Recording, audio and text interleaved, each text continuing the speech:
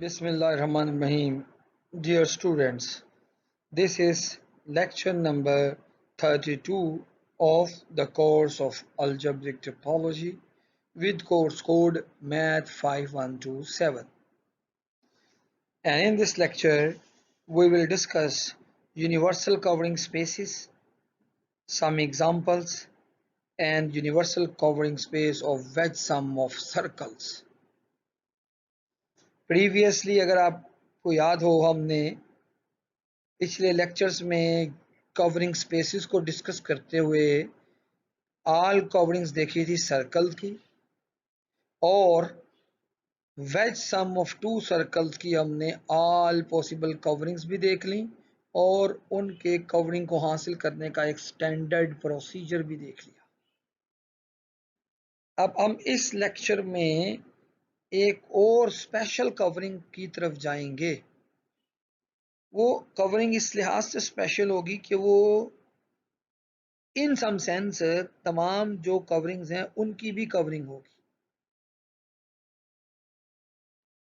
और उनमें ये प्रॉपर्टी होगी इस कवरिंग में सबसे इंपॉर्टेंट कि इसके अंदर कोई लूप्स नहीं होंगे। अगर लूप्स आएंगे तो डेट मीन्स कि फंडामेंटल ग्रुप जो है वो नॉन ट्रिवियल होगा। तो यूनिवर्सल कवरिंग किसी स्पेस की जो हम हासिल करना चाहते हैं वो होगी जिसका फंडामेंटल ग्रुप ट्रिवियल होगा, आइडेंटिटी होगा। हम इस पे बात करेंगे।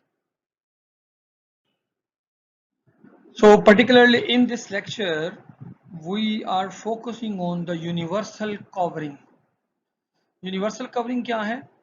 हम ऐसी कवरिंग स्पेस में इंटरेस्टेड हैं जिनका फंडामेंटल ग्रुप ट्रिवियल है या जिनके अंदर कोई लूप नहीं है। तो universal cover of a connected topological space X जो होगा is a simply connected space Y with a map Y से X में, ये वही प्रोजेक्शन मैप है, such that it is a covering map. अब if X is simply connected, अगर नीचे वाली बेस स्पेस ही simply connected होगी, then it has a trivial fundamental group, then it is its own universal cover. यानी ये तो बहुत ही आसान बात है कि अगर आपके पास बेस में जो बेस स्पेस ही ऐसी है जो कि जिसका फंडामेंटल ग्रुप ट्रिवियल है बेस स्पेस का, तो डेफिनेटली आप उसका, अगर ये फंडामेंटल ग्रुप आइडेंटिटी है तो इसकी एक कॉपी ऊपर रखिए, सेम कॉपी इसके ऊपर रखिए और आइडेंटिटी मैप ले लीजिए, तो ये यूनिवर्सल कवर बन जाएगा क्योंकि इसका अपना फंडामेंटल ग्रुप ट्रिवियल है। सो ये ऑब्वियस हो जाएगा ये बात। मसलन फॉर एग्जांपल स्फीयर S2 का फंडामेंटल ग्रुप ट्रिवियल है, तो लिहाजा S2 के ऊपर आप एक S2 रख सकते हैं, यानी ये S2 है, हम टोपोलॉजिकली, और उसके ऊपर आप एक ब्लैक कलर का S2 रख लीजिए।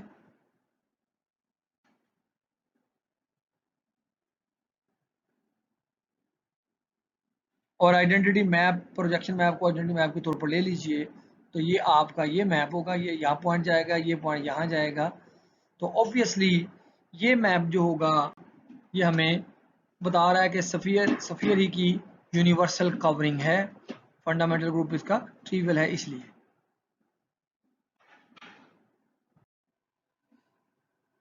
कवरिंग की हमने एक एग्जांपल देखी थी और वो थी helical cover, helical covering of a circle. और ये चूंकि हेलिक्स जो है वो होम्योमॉर्फिक है आर के, और आर का फंडामेंटल ग्रुप ट्रिवियल है, लिहाजा हमारे पास एक एग्जाम्पल हासिल हो गई यूनिवर्सल कवर की। यानी जो हेलिकल कवर है सर्कल का वो उसका एक यूनिवर्सल कवर है।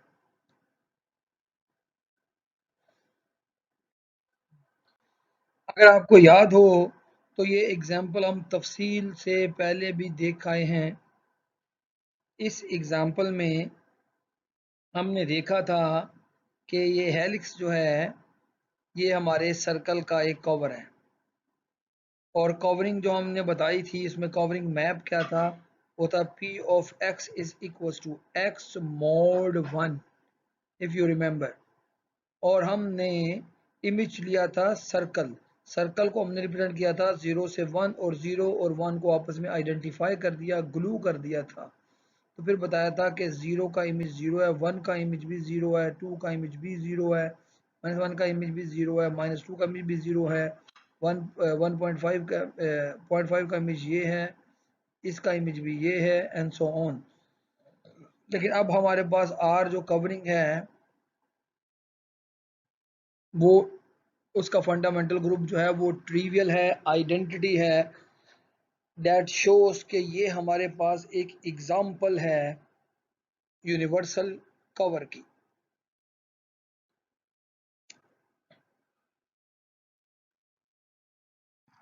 इस स्लाइड में हम विजुअली एक मूवी को भी देख रहे हैं और ये मूवी जो है ये कवरिंग स्पेस की परफेक्ट एक्सप्लेनेशन का काम कर सकती है। ये आपके सामने एक हेलिक्स बनाया जा रहा है, ये हेलिक्स है। हेलिक्स है तो एक्चुअली रियल लाइन ही, ये इनफिनिट हेलिक्स है, पूरे का पूरा रियल लाइन इनफिनिटी होती है, ये हेलिक्स है।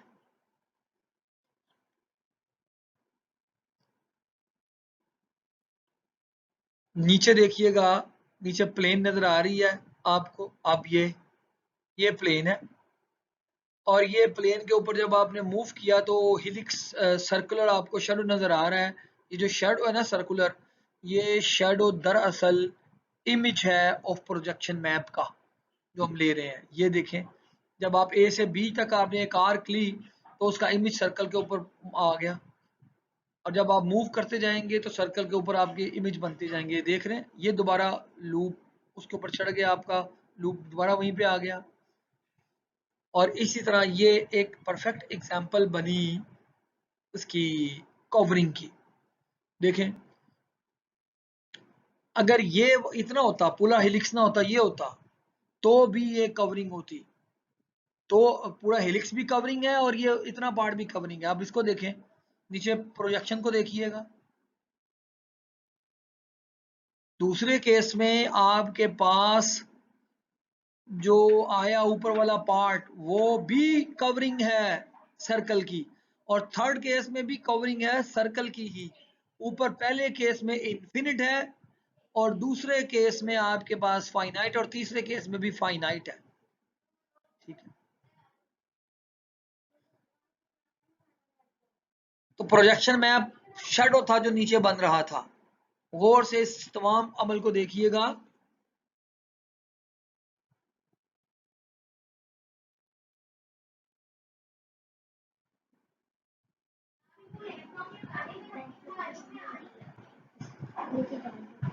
तो यहाँ आपको सारा कुछ नजर आ रहा था, हमने सारा एक्सप्लेन किया कि कैसे कवरिंग के अंदर प्रोजेक्शन कैसे नीचे सर्कल के ऊपर एक पॉइंट की शक्ल में मूव करता जाता है, और जो मैप था जिसके जरिए से हम ऊपर वाले हेलिक्स का इमेज नीचे देख रहे थे, हमने सर्कल की 3 डिफरेंट कवरिंग को देखा इस पिक्चर में। पहली इन्फिनिट थी और दूसरी कवरिंग जो थी वो पूरी रियल लाइन तो नहीं थी, उसका कुछ पार्ट था, बल्कि वो नॉट्स की शक्ल में थी। हम आगे जाके इसको फर्दर एक्सप्लेन करेंगे। लास्ट लेक्चर में हमने यूनिवर्सल कवर का कहा था कि हम wedge sum of two circles की यूनिवर्सल कवर कंस्ट्रक्ट करना चाहेंगे। तो हमने कहा था कि ऑल जो कवरिंग हैं इस wedge sum of two circle की वो टू ओरिएंटेड ग्राफ्स हैं। तो आपको अब हमने इसकी मोस्ट इंपॉर्टेंट कवरिंग बना के देनी है जो कि यूनिवर्सल कवर है। ठीक है, और ये यूनिवर्सल कवर सिंपली कनेक्टेड होना चाहिए, यानी कि ये ऐसा ग्रुप होना चाहिए जिसके अंदर जिसका फंडामेंटल ग्रुप ऐसा स्पेस होना जिसका फंडामेंटल ग्रुप ट्रिवियल हो। तो इसके लिए हम क्या करेंगे, हमने कोई एक पॉइंट चूज कर लिया। ये मैं पॉइंट अब आप ग्रीन से मार्क कर रहा हूँ, और ये पॉइंट हमने मैप करवाना था बेस पॉइंट पे। तो फिर इसका प्री इमेज जो आएगा वो इसके लोकल होम्योमॉर्फिक होना चाहिए। तो इसके लिए हमने ब्लू कलर में एक एज लगा दिया बीटा जो इन हो रहा है और वो बीटा आउट भी होगा, और रेड कलर में एक अल्फा जो इन हो रहा है वो अल्फा आउट भी होगा। और इसके बाद जहाँ पर ये ख़त्म हो गया वहाँ हमने एक और वर्टेक्स ले लिया और ये वर्टेक्स लेकर फिर दोबारा यही प्रोसेस को रिपीट किया और हर एज के ऊपर हमने ये प्रोसेस को रिपीट करते गए हमारे पास एक इन्फिनिट ग्रिड बन गया और इस इन्फिनिट ग्रिड में कोई भी लूप नहीं है। मैं दोबारा आपके सामने ये डिपिक्ट कर रहा हूँ कि ये अगर आपने पॉइंट लिया तो यहाँ पर अगर आपने ये ले लिया, ये है लूप इन हो रहा है, लूप आउट हो रहा है एज, और यहाँ पे है एज इन हो रहा है, एज आउट हो रहा है। अगली मर्तबा इन पॉइंट्स पे आपने ब्लैक पॉइंट रख लिया और इसको कंटिन्यू किया, दोबारा इसी प्रोसेस को दोबारा कंटिन्यू किया। यहाँ से आपने एक ब्लू एज को आगे निकाल दिया और अब यहाँ पे आपने एक ग्रीन एज ले आए अल्फा के तौर पर और इसे लीव भी करवा दिया। अब इनके वर्टिसेस एंड पॉइंट्स पे फिर आपने पॉइंट ले लिए and so on this graph goes on and on and on और हमारे पास एक इन्फिनिट ग्राफ बना और इसमें कोई लूप नहीं है। तो ये यूनिवर्सल कवर है हमारे पास इसका। ये चूज मैंने कहा any base point and repeat this process, we will get a two-oriented graph, a particular two-oriented graph which have no loops, and this is the universal cover of the wedge sum of two circles. वो हमने हासिल किया। अब universal cover के बारे में कुछ अहम बातें। यूनिवर्सल कवर किसी स्पेस का हमेशा यूनिक होता है।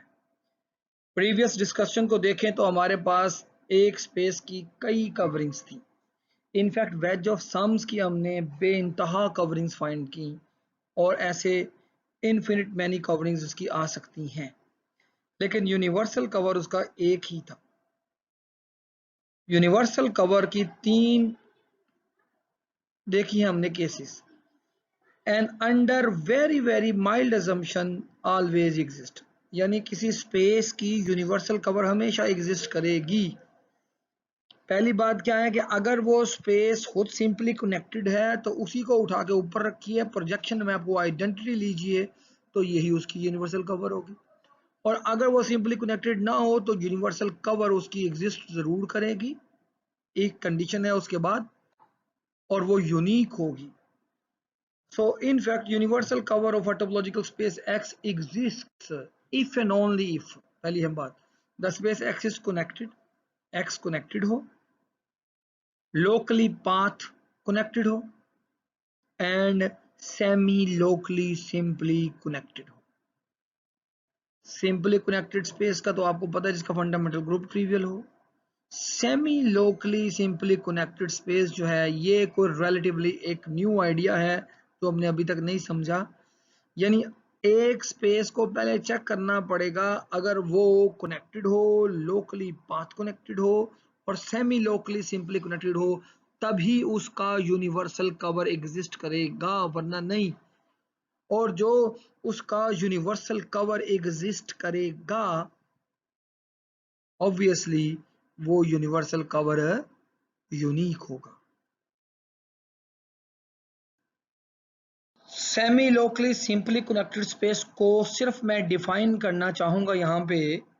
Semi locally simply connected space क्या है? A topological space X is semi locally simply connected, also called semi locally one connected. कब? If every point X in X, अगर स्पेस X का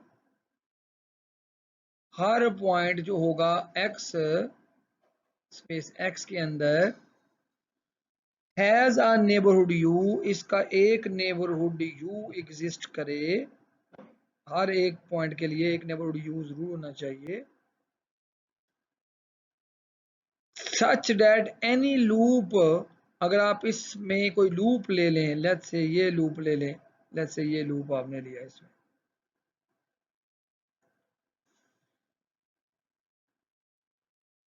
विद बेस पॉइंट X, जिसका base point X है, ये कंट्रैक्टेबल हो जाए, यानी ये ट्रिवियल लूप बन जाए। अगर कंस्ट्रक्टेबल हो जाए, हर पॉइंट पे ऐसा एक नेबरहुड एग्जिस्ट करे कि ये लूप ट्रिवियल लूप बन जाए, तो फिर मैं कहूँगा कि स्पेस हमारी सेमी लोकली सिंपली कनेक्टेड है।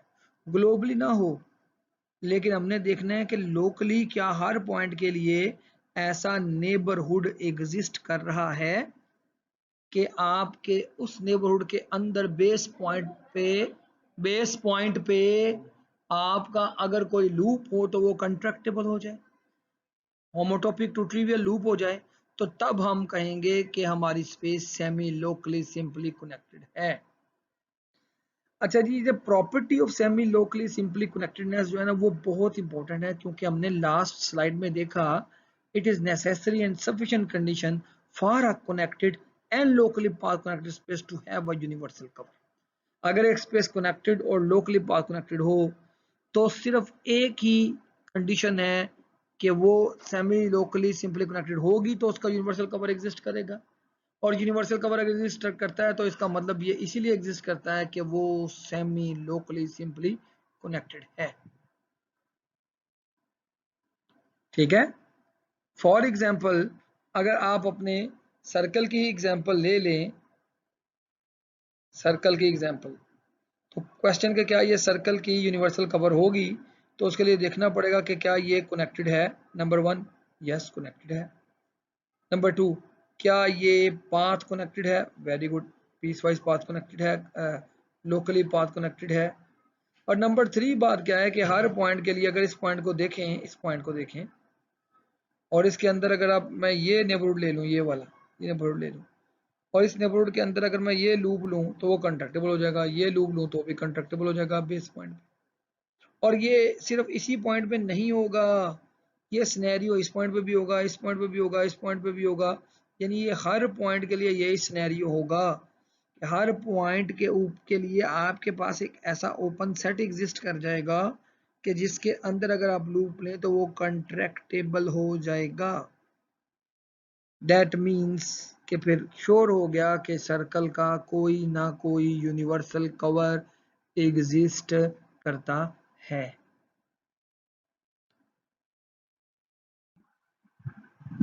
पीछे डिस्कशन की, कवरिंग की, यूनिवर्सल कवर हमने कंप्यूट किया, फाइंड किया डिफरेंट स्पेसिस का, और इम्पोर्टेंट प्रॉपर्टी जो यूनिवर्सल कवर में थी वो ये थी कि वो तमाम कवरिंग की भी कवरिंग है इन सम सेंस।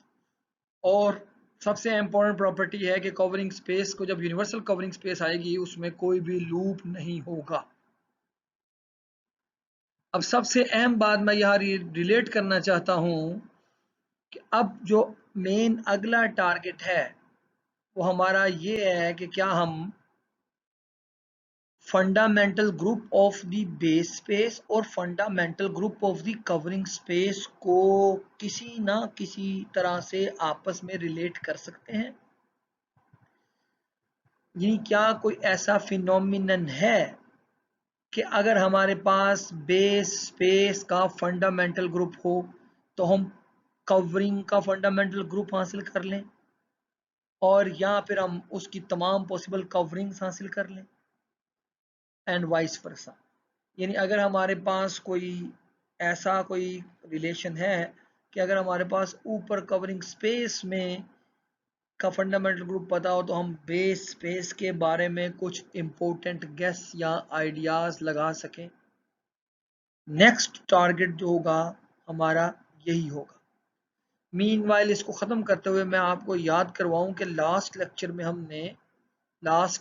हमने कंप्यूट की थी टोरस की एक कवरिंग, जिसमें हमने नीचे प्लेनर टोरस रखा था, 2 ऑपोजिट एज को आइडेंटिफाई किया था और ऊपर हमने 5 या 6 स्क्वायर्स वाला एक टोरस रखा था और मैप हमने डिफाइन किया था P of x y is equal to x y x mod 1 और y mod 1, दोनों mod 1, और ये हमने फाइंड किया था। और अब हमने देखना था कि क्या ये जो कवरिंग है क्या ये यूनिवर्सल कवर है हमारे पास। ये क्वेश्चन मैं आपके लिए छोड़ रहा हूं ताकि आप इसका आंसर सर्च आउट करें। ठीक है, मीनवाइल मैं आपको एक क्वेश्चन के लिए ये आपको सामने रख दिया है कि नेक्स्ट हमारा टास्क यही होगा, और ये टास्क थोड़ा सा डीप और थ्योरेटिकल है कि आया हम दोनों के फंडामेंटल ग्रुप को आपस में रिलेट कर सकते हैं, अगर कर सकते हैं तो किस सेंस में रिलेट कर सकते हैं। थैंक यू बेटा जी, ये हमारा लेक्चर नंबर 32 था। आगे कंटिन्यू करेंगे हम बाद में।